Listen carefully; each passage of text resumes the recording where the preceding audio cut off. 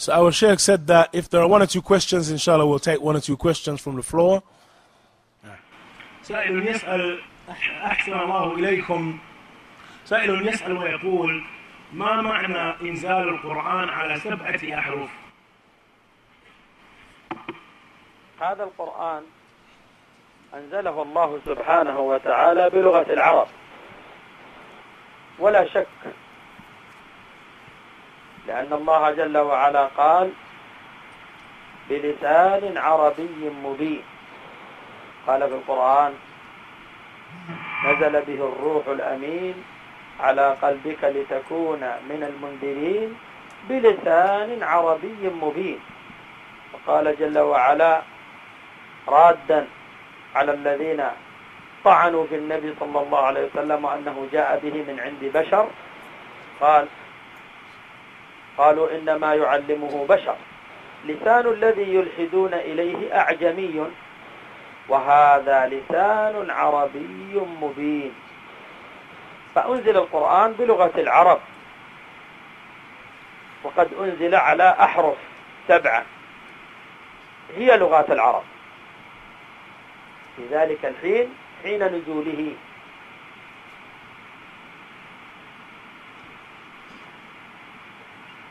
ولكن هذه الأحرف 7 قد ذهبت ولم يبق إلا حرف قريش، لم يبق إلا حرف قريش. والسبب في ذلك أن عثمان رضي الله تعالى عنه خشي على الناس الفتنة، فاجتمع أصحاب رسول الله صلى الله عليه وسلم حينما حصل الخلاف بين القراء في الأمصار في قراءة القرآن، وأخذ بعضهم يخطئ بعضا ويقول قراءتي هي الصحيحة، وهذا يقول لا قراءتي هي الصحيحة، وكل ذلك صحيح. وهذا قرأ بما سمع ممن علمه من التابعين عن أصحاب رسول الله صلى الله عليه وسلم، وهذا أخذ عن الآخر ممن سمع من صحابي آخر عن رسول الله صلى الله عليه وسلم.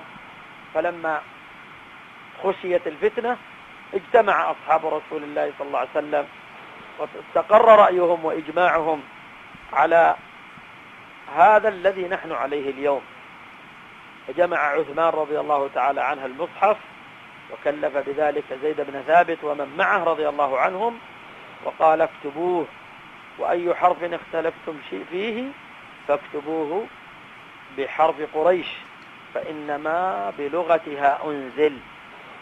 فجمع القرآن الجمع الثالث، الجمع الأول في عهد النبي صلى الله عليه وسلم، والجمع الثاني هذا الذي كان في عهد النبي صلى الله عليه وسلم مفرقا بالعساب واللخاف والجلود، ثم جمع الجمع الأول الكامل بين دفتين في عهد أبي بكر، ثم جاء بعد ذلك في عهد عثمان رضي الله تعالى عنه، فبقي هذا المصحف الذي بين أيدينا المصحف الإمام، ويسمى المصحف العثماني نسبة إلى أمير المؤمنين عثمان رضي الله تعالى عنه.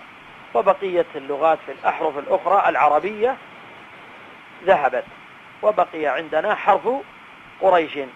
ومع ذلك في الحرف هذا عدة قراءات، في الحرف هذا عدة قراءات مثل الصلاة والصلوات والزكاة والزكوات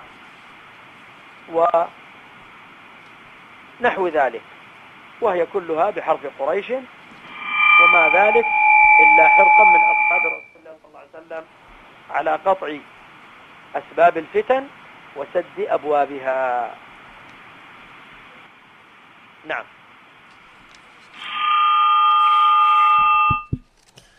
And so our Shaykh responded, the questioner asked, what is the meaning of the Quran being revealed upon the lugha of Quraysh?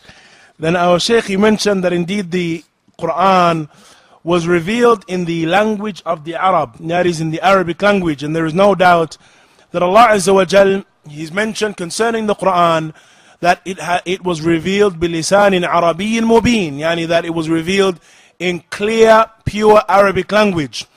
And so Allah Azza wa Jal, He mentioned that statement rejecting or in refutation of the one who claims that the Quran was taken, or that the Messenger of Allah took it from an A'jami, or one who is non-Arab.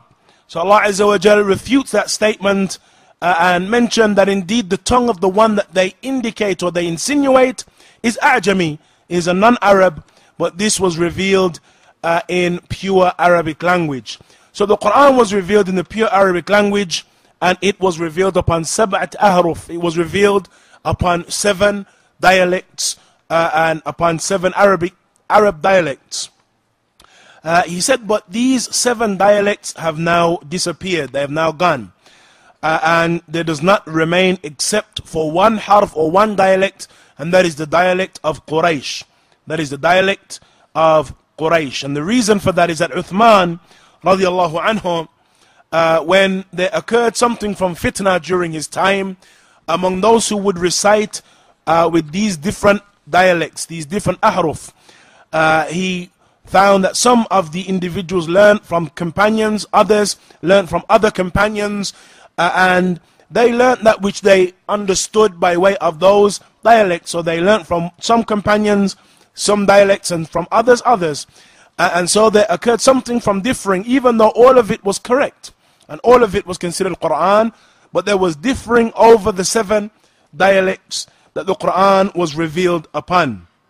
And so on the basis of that, the Quran at the time of Uthman was gathered and made one dialect, and their opinions came together, and the opinions of the companions were united upon doing so, and he commissioned Zayd ibn Thabit to carry out the task. And this is and was the 3rd stage of the gathering of the Quran. The first stage was that which took place at the time of the Messenger ﷺ, and that is when the Mus'haf, or when the Quran was in julud and in skins and upon scrolls and skins and what have you. And then the second at the time of Abu Bakr as-Siddiq radiallahu anhu, wherein the Quran was gathered in its completion in one book and in one place. And then the gathering that took place with that one Mus'haf, that Mus'haf that was referred to as the Mus'haf al-Imam, and that occurred at the time of Uthman radiallahu anhu. And for that reason it is referred to as the Mus'haf al-Uthmani, or the Uthmani Mus'haf, because of the fact that that was the final Mus'haf and the final stage in the gathering of the Quran, and that is the Mus'haf that we have today. And so all of the remaining dialects have disappeared, and that which we have, or the one dialect that we still have, is the dialect of Quraysh. And there occurred some differences in relation to the qira'at, or the modes of reciting the one dialect.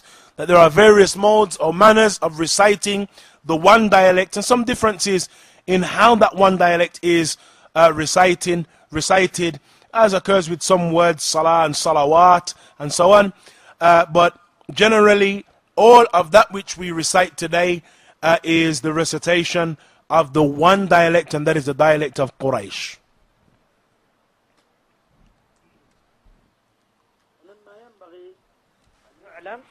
وينبه إليه أن القراءات السبع ليست هي الأحرف السبعة، وإنما هذه القراءات السبع كلها في حرف قريش، وإنما كتب القرآن بلغة قريش في عهد عثمان، لأن لغة قريش قد عمت جزيرة العرب وعلت على جميع لغات العرب، لأنهم أهل حرم الله وأهل بيت الله تبارك وتعالى، الكعبة المعظمة، وجميع العرب يحجون إليها، فلغة قريش انتشرت بين العرب جميعا فعلت عليهم وغلبت، فأصبح جميع العرب يعرفون لغة قريش، بخلاف لغات العرب الآخرين فإن بقية العرب لا يعرفونها، كل جهة منهم يعرفون لغتهم وإن كانت عربية، لكن أحيانا لا يفهمون بعض الكلمات منها، كل قبيلة لا تفهم ما عند القبيلة الأخرى. أما لغة قريش فانتشرت بسبب أنهم أهل الحرم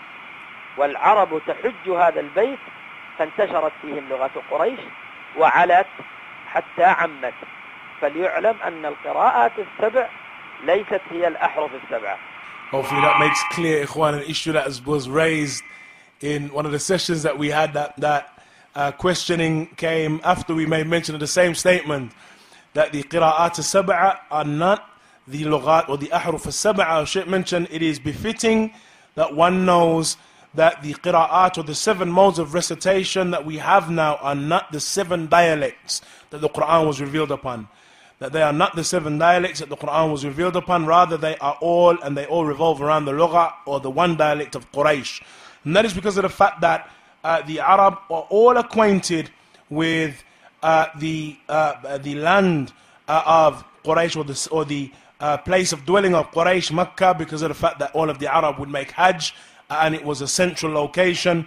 And so the Arab generally were all acquainted, and it overcame their tongues, yani the tongue and the dialect of Quraysh, while the various other dialects of the different tribes were not known by the people that dwelled in and around the Arabian Peninsula necessarily, other than in certain regions, while the lugha or the language of Quraysh had overcome the Arab generally because of the fact that the Bayt of Allah Azza wa Jal was in the region that they lived in, and so on.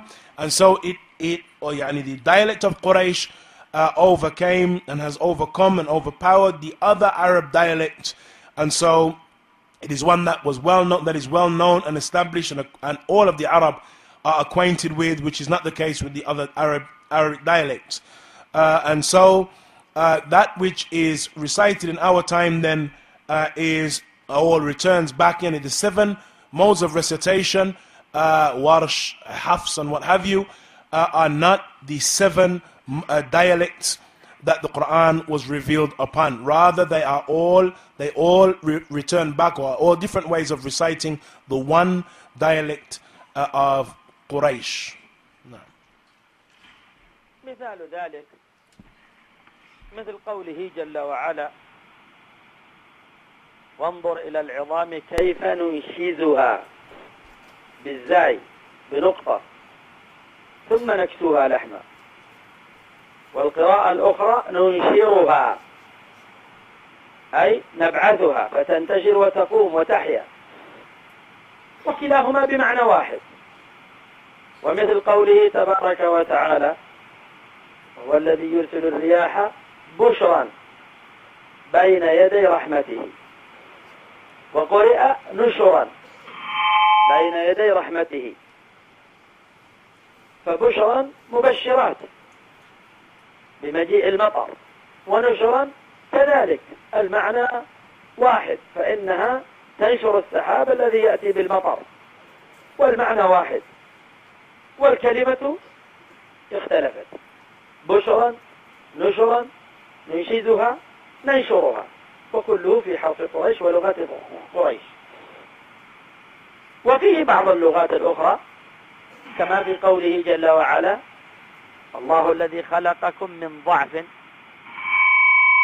وقرئ ضعف بالضم، فبالضم لغة بني تميم، والضعف بالفتح لغة قريش، وهكذا كله في حرف واحد. Our Shaykh mentioned that some examples of that is, for example, in the statement of Allah Azza wa Jal, when Allah Azza wa Jal mentions وَانظُرْ إِلَى الْعِظَامِ كَيْفَ نُنْشِزُهَا, look at the idham, or look at those bones, كَيْفَ نُنْشِزُهَا. And in one of the modes of recitation, كَيْفَ نَنْشُرُهَا, كَيْفَ نَنْشُرُهَا. And so our Shaykh mentioned that though they are 2 separate words, they both carry the same meaning. Likewise, the statement of Allah Azza wa Jal, it is He who has sent the riyah bushran bayna yaday rahmati. In another mode of recitation, nushran bayna yaday rahmati, that both of them carry the same meaning. Sends the winds as a form of glad tidings before His mercy, and nushran similarly carrying a similar meaning. Or likewise, that Allah Azza wa Jal khalaqakum with da'af, or Allah has created you in weakness, and in a mode of recitation, ضعف, which again revolves around the same meaning. One of them is the lugha or the dialect of Banu Tamim, while the other is a dialect of Quraysh, but they carry the same meaning and they revolve around and return back to the one mode or that was taken from Quraysh. So all of them carry the same meaning. Those are differences that have occurred in the recitation of certain words.